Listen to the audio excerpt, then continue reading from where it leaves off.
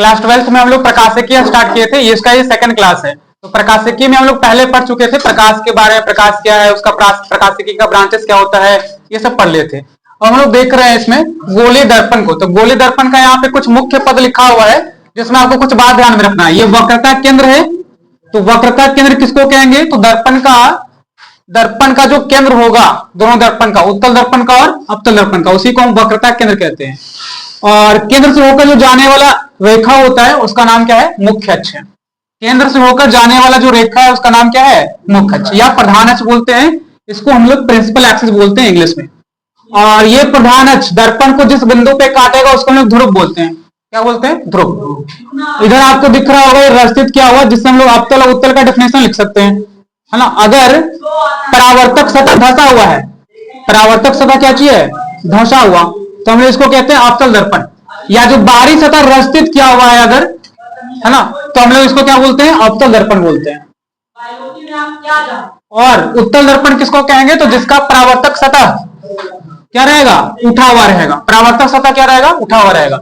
या भीतरी सतह, अंदर का सतह क्या हो रहेगा, रस्तित क्या हो रहेगा, ठीक है। तो वक्रता केंद्र किसको कहेंगे, तो ये जो गोलीय दर्पण का ये पूरा भाग है अवतल और उत्तल, इसके केंद्र को हम कहेंगे वक्रता केंद्र। और ध्रुव किसको कहेंगे, तो इससे होके जो जा रहा है, वक्रता केंद्र से होके जो रेखा जा रहा है ना, वो रेखा जिस जगह पे काटेगा उस बिंदु को हम लोग बोलते हैं ध्रुव। और वक्रता केंद्र से ध्रुव का जो बीच का दूरी है वो क्या कहलाएगा, वक्रता त्रिज्या कहलाएगा। क्या कहलाएगा, वक्रता त्रिज्या। अब हम लोग किरणों का बनावट देख रहे हैं अवतल में और उत्तल में। तो अवतल में देखो, अगर मान लो कि पहला किरण हम लोग मुख्य अक्ष के समानांतर लेकर जा रहे हैं, मुख्य अक्ष के समानांतर, तो मुख्य अक्ष के समानांतर अगर किरण जा रहा है तो वो जिस बिंदु से होके गुजरेगा, है ना, परावर्तित होगा, उस बिंदु का नाम क्या है, फोकस है। उस बिंदु का नाम क्या चाहिए, फोकस। अवतल दर्पण में ये होगा, उत्तल दर्पण में भी यही होगा कि अगर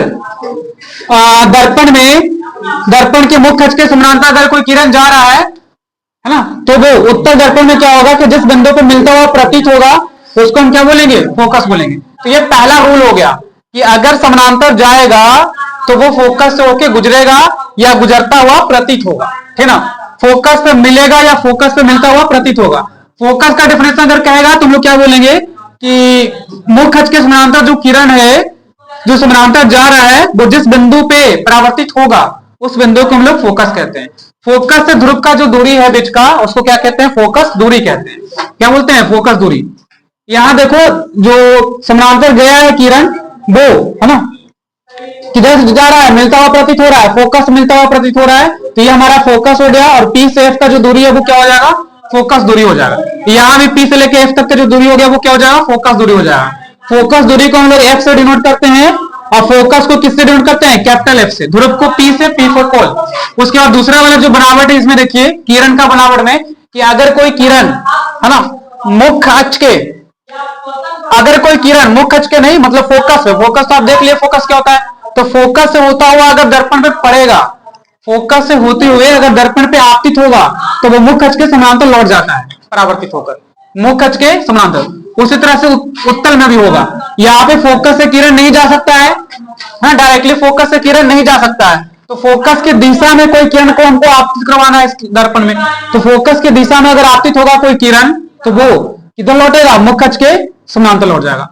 उसके बाद आपको तीसरा देखना है, तो तीसरा नंबर में याद करना है कि सपोज करो कि अगर ये दर्पण है अवतल, ये कैसा दर्पण है, अवतल दर्पण है, और ये अवतल दर्पण का मुख्य अक्ष हो गया, ये क्या हो गया, मुख्य अक्ष। तो यहाँ पे हमारा ध्रुव है, क्या है, ध्रुव। ये क्या है बताओ, वक्रता त्रिज्या।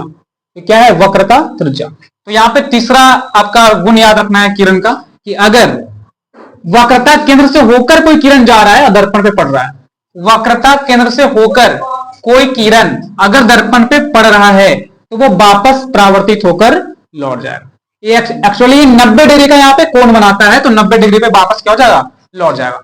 वक्रता केंद्र से होकर अगर कोई रेखा दर्पण में पड़ रहा है तो वो लंबवत जाता है। कैसा जाता है, लंबवत, ठीक है ना। और जब लंबवत जा रहा है तो लंबवत लौटेगा। इस समतल दर्पण का क्वालिटी हो गया।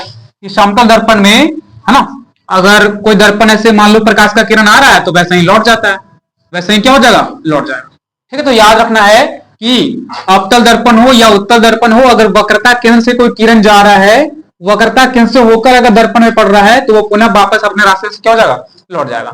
उसी तरह से उत्तल दर्पण में भी होगा। ये अगर उत्तल दर्पण है तो इधर स्थित क्या हो रहेगा इधर, और ये इसका क्या हो गया, मुख्य अक्ष हो गया। यहाँ पे क्या हो जाएगा सी, और यहाँ पे क्या हो जाएगा टी। अब क्या कह रहा है, सी से, है ना, सी से वक्रता केंद्र से दर्पण में पड़ना चाहिए, वक्रता केंद्र से दर्पण में पड़ना चाहिए। तो वक्रता केंद्र यहां है हमारा, और इससे दर्पण पे कैसे पड़ेगा, तो डायरेक्टली यहां से तो नहीं जाएगा, तो ऊपर से लाएंगे, है ना, जो वक्रता केंद्र से ऐसे आएगा, देखो इस तरह से, और ये इधर आता हुआ मिलता हुआ प्रतीत होगा तुमको। तो अगर ऐसे आएगा तो ऐसे ही लौट जाएगा, ठीक है, अगर ऐसे आएगा तो ऐसे ही क्या हो जाएगा, लौट जाएगा, ठीक है ना।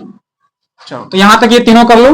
चलिए आगे देखिए, किरणों का बनावट हम लोग देख लिया कि कहां से प्रकाश का किरण गुजरेगा तो कहां पे मिलेगा, ठीक है ना। यहां पे देखो, अगर ये दर्पण है, अवतल हो या उत्तल हो, क्या है, अवतल दर्पण, ये कैसा दर्पण है, अब बताओ, और ये कैसा दर्पण है, ये कैसा दर्पण है, अवतल, दोनों ही अवतल है। ये कैसा दर्पण है, अवतल। तो अवतल दर्पण में मुख्य अक्ष के समानांतर अगर हम कोई किरण लेके जा रहे हैं, मुख्य अक्ष के समानांतर, मुख्य अक्ष के समानांतर अगर कोई किरण लेके जाएंगे तो कहां से होकर गुजरता है बताओ, फोकस, या जिस बिंदु से होके जाता है उसका नाम क्या है, फोकस। तो ये जो फोकस होता है, ये इन दोनों के बीच का मध्य बिंदु होता है। फोकस क्या होता है, पी और सी का मध्य बिंदु होता है। इसी को हम लोग प्रूफ कर रहे हैं, ठीक है ना। तो ये वाला जो है हमारा, ये क्या है, एफ है, क्या है, एफ, है ना, यहां से लेकर यहां तक की दूरी, फोकस का और ध्रुव का बीच का दूरी क्या, एफ। ये पूरा क्या होता है, आर, ये पूरा क्या होता है, आर। वक्रता त्रिज्या, ये क्या हो गया, वक्रता त्रिज्या, ये क्या हो गया, फोकस। तो समझ में भी आ रहा है कि ये मध्य बिंदु होगा, एफ जो होगा ये क्या होगा, मध्य बिंदु होगा। इसका मतलब ये है कि एफ और आर में एक रिलेशन बन जाएगा, एफ और आर में एक रिलेशन बन जाएगा कि एफ का दुगना अगर करेंगे, एफ का क्या करेंगे, दुगना, तो आर के बराबर हो जाएगा। एफ के अगर डबल करेंगे तो आर के क्या हो जाएगा, बराबर। तो इसी को हम प्रूफ कर रहे हैं, अवतल दर्पण में भी और उत्तल दर्पण में भी हम लोग करेंगे नेक्स्ट बार। तो अभी हम लोग देख रहे हैं अवतल दर्पण में एफ बराबर r/2 कैसे होता है। तो ये देखो फिर से बना रहे हैं यहाँ पे, ठीक है, कैसा दर्पण है, बोलो, अवतल दर्पण है। कैसा दर्पण है, अवतल दर्पण। ये हमारा क्या हो गया, मुख्य अक्ष, ये क्या हो गया, मुख्य अक्ष हो गया, और ये क्या है, ध्रुव, और ये क्या हो गया हमारा, सी, ये क्या हो गया, सी हो गया, ठीक है। अब यहां पे हमको क्या करना है, एक रेखा ऐसे गुजारना है, ठीक है, एक रेखा क्या करना है, गुजारना है, और यहां से ये होके ऐसे जाएगा, है ना। अभी ये मध्य बिंदु है, ऐसा जरूरी नहीं, ये हम लोग सिद्ध करेंगे।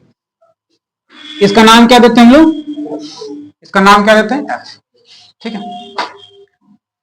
अच्छा ये बताओ कि ये वाला और ये वाला, ये कौन सा नियम का पालन कर रहा होगा, परावर्तन के नियम का है पालन कर रहा होगा, नहीं, कि अगर कोई किरण दर्पण पे पड़ता है तो वो परावर्तन का नियम का पालन करेगा, नहीं करेगा। चिकना सतह पे पड़ेगा तो, चिकना सतह ही है ना, तो चिकना सतह पे पड़ेगा तो परावर्तन के नियम का पालन करेगा। मतलब ये हुआ कि एक तो अगर हम बीच में ऐसे मिला दें इसको, ठीक है, अभी हम लोग बोले भी थे कि अगर सी से कोई किरण जाता है और दर्पण में मिलता है तो परपेंडिकुलर होता है, क्या होता है, परपेंडिकुलर होता है, नहीं होता है, लंब होता है। तो जब ये लंब है, यह विलंब हो गया, तो ये वाला किरण कौन सा किरण, आपतित किरण, ये क्या हो गया, आपतित किरण, और ये क्या हो गया, परावर्तित किरण हो गया, ये क्या हो गया, अविलंब हो गया, ये क्या हो गया, अविलंब। तो जब ये अविलंब हो गया तो परावर्तन का नियम क्या बोलता है कि ई वाला कोण और ए वाला कोण बराबर हो जाएगा, नहीं हो जाएगा, आई बराबर आर।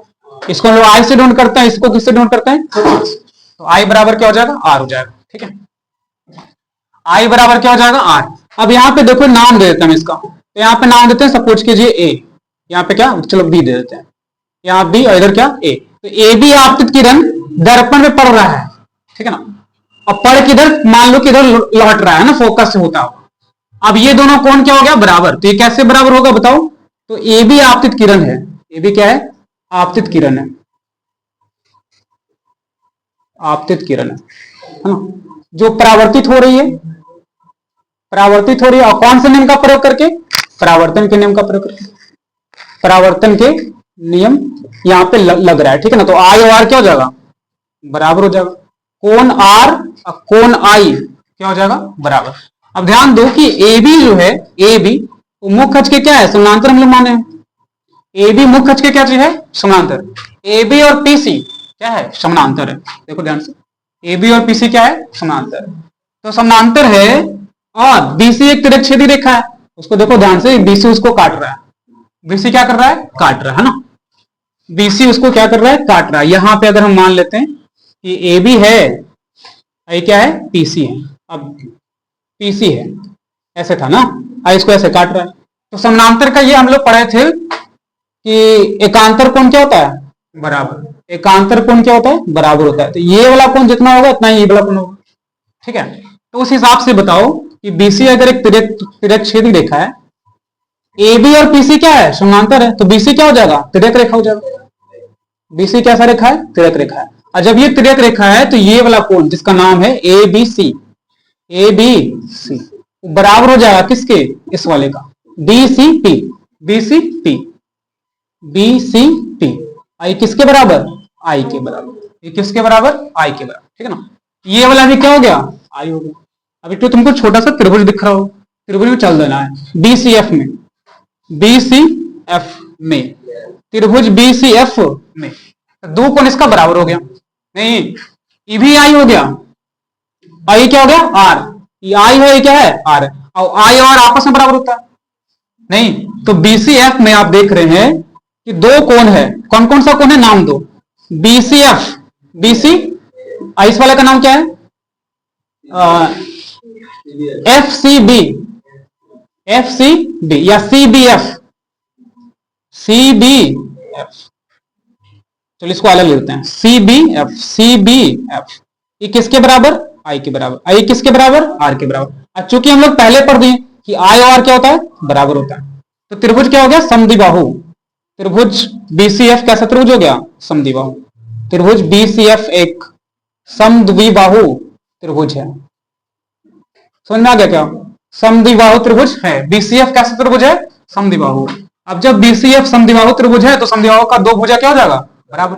तो आई के सामने वाला भुजा कौन सा होगा, बीएफ, आई के सामने वाला भुजा क्या हो जाएगा, बीएफ, ठीक है।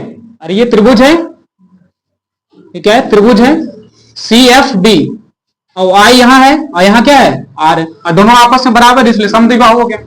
तो आई के सामने वाला बीएफ और आर के सामने वाला सीएफ, बीएफ और सीएफ क्या हो गया, बराबर हो गया, बीएफ और सीएफ क्या हो गया, बराबर। अब हम लोग यहां पे क्या करेंगे कि ये वाला जो पूरा किरण है ए बी, एक्चुअली ये वाला ना हम लोग फिगर में इतना देख रहे होते हैं कि बड़ा है, दर्पण में ये बहुत ही छोटा होता है, ये बहुत ही क्या होता है, छोटा। जो प्रकाश का किरण पड़ रहा है तो इतना दूरी पे नहीं पड़ेगा, ये लगभग इसके बराबर होगा, लगभग क्या होगा, इसके बराबर होगा, इतना बड़ा गैप नहीं दिखेगा ना। जैसे दर्पण है अगर मान लो तो इतना बड़ा गैप नहीं दिखेगा, आप उत्तल दर्पण या अवतल दर्पण देखेंगे जब तो लगेगा समतले टाइप का, बस पूरा कुछ गुण अलग है, गुण क्या है, अलग है। तो उसका जो ये वाला बात है ये क्या है, बहुत ही ज्यादा छोटा है। तो ये वाला जितना हम लोग इतना बनाए हैं, यहाँ पे आपको सपोज करना क्या है कि ए बी जो किरण है वो पीसी के अत्यंत निकट होता है, पीसी के क्या होता है, अत्यंत निकट होता है। ए बी किरण जो हम लोग इतना दूर पे लिए हैं ना, वो समझने के लिए लिए हैं ताकि ये सब आई आर आई ये सबको समझ पाए। ये जो ए बी किरण है वो पीसी के बहुत ही निकट होता है, तो यहाँ पे लिखना होता है चूंकि दर्पण का, किसका, दर्पण का द्वारक अत्यंत छोटा है, अत्यंत छोटा होता है ना, इसलिए जो ए बी है वो किसके निकट होगा, बीसी पीसी के निकट होगा, ए बी पीसी के अत्यंत निकट है, ए बी पीसी के अत्यंत क्या चीज है, निकट। ये जब निकट है इसका मतलब क्या कि हम बी को और पी को एक जगह पे रख देंगे, बी और पी को, जो पूरा किरण है वो इस जगह पे आ गया, यानी बिंदु पी, बिंदु बी पी पे आ गया, बिंदु बी किस पे आ गया, पी पे। और जब बिंदु बी पी पे आ गया मतलब जो बी एफ है, बी एफ या एफ बी, वो एफ पी के बराबर हो जाएगा, नहीं हो जाएगा, एफ बी किसके बराबर हो जाएगा, एफ पी के बराबर, क्या इन्हीं वाले से घूम के ना यहाँ आएगा, रखेंगे ऐसे तो इसका मतलब क्या हुआ कि बी एफ किसके बराबर हो जाएगा, पी एफ। इससे हमको क्या मिल जाएगा, बी एफ किसके बराबर, पी एफ के बराबर, ठीक है।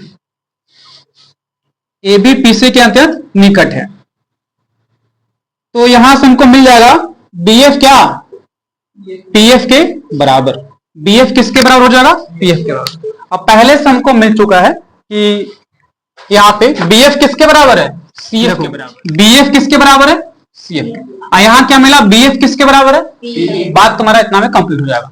इसको आप समीकरण फर्स्ट मान सकते हैं, इसको सेकंड, नहीं मानेंगे तब भी हो जाएगा। तो इक्वेशन 1 एंड सेकंड से हमको क्या मिलेगा बताओ? ये क्या कह रहा है, BF किसके बराबर? CF। यहाँ क्या कह रहा है, BF किसके बराबर? मतलब ये दोनों भी बराबर है नहीं, CF बराबर PF। तो यहां से हमको मिल गया CF इक्वल टू PF। क्या मिल गया? CF equal to PF। और जब ये मिल गया तो बात हमारा खत्म हो गया, इतना ही तो लाना रहता है। अब ये कह दिया कि CF और PF क्या चाहिए? बराबर है। और जब ये बराबर है तो FPC का मध्य बिंदु नहीं होगा? बराबर तो मध्य बिंदु ही होगा, बीच बीच का ही बिंदु होगा।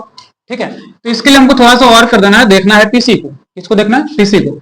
अब PC को लिख सकते हैं हम CF plus PF। CF plus लिख सकते हैं ना, CF प्लस PF। तो PC का PC, CF और PF को जोड़ेंगे, PC बन गया। हम CF को लिख देंगे PF के बराबर। CF किसके लिख देंगे? PF। अभी लाए ना, CF किसके बराबर है? PF के। तो यहां पे लिख दिए CF के जगह पे क्या? PF। ये भी क्या रहने दी? PF। तो PC का PC आई कितना हो गया? 2PF हो गया। अब PC को नहीं तो हम बोल रहे थे ये क्या है? वक्रता त्रिज्या। ये क्या है? वक्रता त्रिज्या। अब PF क्या चाहिए बताओ? फोकस दूरी है ना, फोकस से ध्रुव के जो बीच का दूरी है वो क्या कहलाएगा? फोकस दूरी, यानी 2 इंटू एफ। तो एफ बराबर क्या हो जाएगा? R by. तो ये सत्यापित हो गया कि अवतल दर्पण में जो फोकस दूरी होता है वो वक्रता त्रिज्या का आधा होता है, या वक्रता त्रिज्या फोकस दूरी का क्या होता है? दुगना होता है। ठीक है, नेक्स्ट क्लास।